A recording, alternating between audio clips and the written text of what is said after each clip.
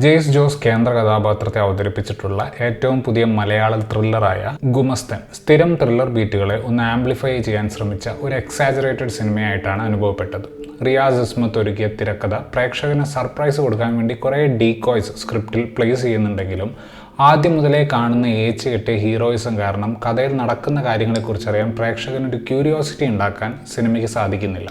പള്ളിപ്പാടൻ എന്ന ഗുമസ്തനാണ് നമ്മുടെ നായകൻ. 16 വയസ്സ് മുതൽ ഈ പണി തുടങ്ങിയ പള്ളിപ്പാടൻ ഇപ്പോൾ അയാൾ വർക്ക് ചെയ്യുന്ന വക്കീലിന്റെ അച്ഛൻ്റെ ഒപ്പം പണി തുടങ്ങിയ ആളാണ്. ഒരു ദിവസം പള്ളിപ്പാടൻ ഭാര്യയുമായി കാര്യമായ തർക്കത്തിൽ ഏർപ്പെടുന്നത് അവിടുത്തെ വീട്ടുജോലിക്കാരി കാണാനിടയായി. പിറ്റേ ദിവസം വീട്ടിൽ വന്നപ്പോഴുള്ള സാഹചര്യം കണ്ടപ്പോൾ പള്ളിപ്പാടന്റെ ഭാര്യയ്ക്ക് എന്തോ സംഭവിച്ചിട്ടുണ്ടെന്ന് ജോലിക്കാരിക്ക് മനസ്സിലാക്കുകയും പോലീസ് ആ വീട്ടിൽ വരികയും ചെയ്യുന്നു. അതിനുശേഷം നടക്കുന്ന സംഭവ വികാസങ്ങളാണ് അമൽ കെ ജോബി ഒരുക്കിയ ഗുമസ്തനിൽ നമ്മൾ കാണുന്നത്. സ്വന്തം ഭാര്യയെ കൊന്ന ഒരുത്തൻ വക്കീലിന്റെ കൂടെ പള്ളിപ്പാടനെ ലീഗൽ അഡ്വൈസ് കിട്ടാൻ വേണ്ടി കാണാൻ വരുന്നിടത്താണ് പടം തുടങ്ങുന്നത്.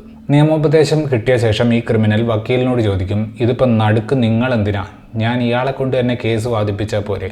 അപ്പോൾ വക്കീൽ പറയും, കോടതിയിൽ വാദിക്കാൻ ഇയാൾ വക്കീലല്ല. Title reveal ഗുമസ്തൻ. ഈ ഒരു പിച്ചിലാണ് കാര്യങ്ങളുടെ പോക്ക്.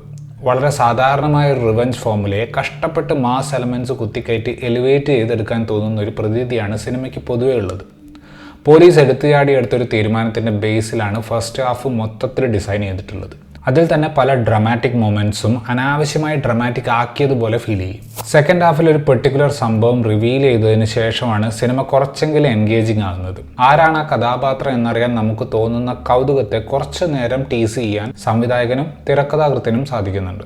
പക്ഷേ ആ ട്രാക്ക് അങ്ങനെ പോകുന്നതിനിടയിൽ കഥ വീണ്ടും ഒരു പഴകിയ ഫ്ലാഷ് ബാക്കിലേക്ക് പോകുന്നു.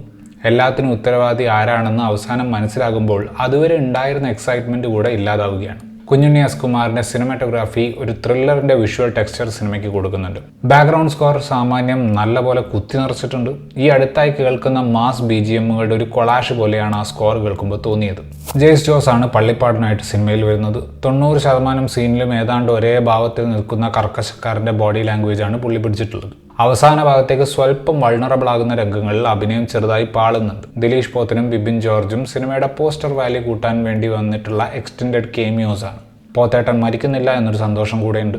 ഷാജു ശ്രീധരനാണ് ഈ സിനിമയിൽ കുറച്ചെങ്കിലും കൊള്ളാവുന്നൊരു കഥാപാത്രം കിട്ടിയിട്ടുള്ളത്. പക്ഷേ രണ്ടാം പകുതിയിലെത്തുമ്പോൾ ആ കഥാപാത്രവും കാര്യമായി ഉപയോഗിക്കപ്പെടുന്നില്ല. എന്തെങ്കിലും വ്യത്യസ്തമായത് തരുന്നതിന് പകരം നായകൻ്റെ പശ്ചാത്തലം മാറ്റി സ്ഥിരം പ്രതികാര കഥ തന്നെ പറയാനാണ് ഗുമസ്തൻ ശ്രമിക്കുന്നത്. സിനിമയുടെ തുടക്കത്തിൽ ബിൽഡപ്പ് ഉണ്ടാക്കാൻ വേണ്ടി കാണിക്കുന്ന പള്ളിപ്പാടൻ്റെ നിയമപ്രാവീണ്യം പോലും വേണ്ട വിധത്തിൽ ഈ കഥ ഉപയോഗപ്പെടുത്തുന്നില്ല. സ്ഥിരം റിവെഞ്ച് പാറ്റേൺ കുറെ ഹീറോയിസം കാട്ടി നീട്ടിക്കൊണ്ടുപോയ ഗുമസ്തൻ ഒരു വേസ്റ്റഡ് ഓപ്പർച്യൂണിറ്റി ആണെന്ന് പോലും പറയാൻ തോന്നുന്നില്ല.